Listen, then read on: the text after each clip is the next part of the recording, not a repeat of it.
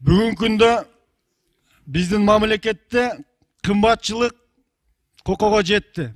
Карапайым эл кыйналып атат. Бензиндин баасы 62-ге чыкты.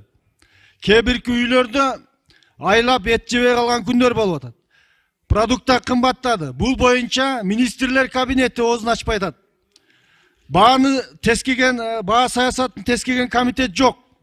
Министрлер бул боюнча эч бир кыймыл кылбай атат. Андыктан кышка даярдык боюнча, мына кымбатчылык боюнча министрлер кабинетинин башчысы келип бизге маалыматтарын берсе. Экинчи маселе, мына аз күндөн кийин шайлоо башталат. Мына шайлоодо бүгүнкү күндө биздин өлкө башчы айтып атат. Шайлоо таза өтсүн, элге берилсин, демократиялык өтсүн деп. Шайлоону элге бергиле деп. Оонго чыгып кайрылып атат.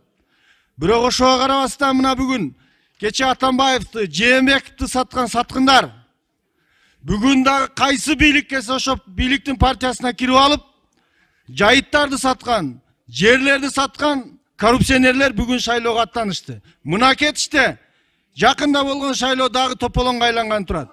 Ошондуктан шайлоо комиссиясынын башчысы келип бүгүн бизге маалымат берсе, элчилер менен кандай иштеп атат, мигранттардын укуктары кандай болду, Россияда, Америкада кандай болуп атат, бүгүн баягы сервер бир эле адамдын колунда деп атат. Бул программалар иш жүзүнө ачтыбы? Эртең фамилияга берген шайлоону тополоңсуз алып туруп жыйынтыгын бере алабы?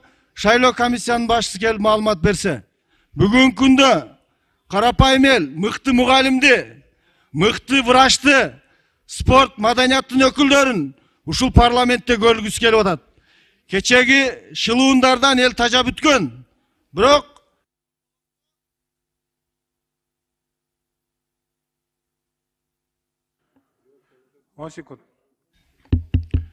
шайлоо комиссиясынын башчысы биздин күн тартибине келип, аягына чейин болгонго чейин жетишип келип маалымат берсе.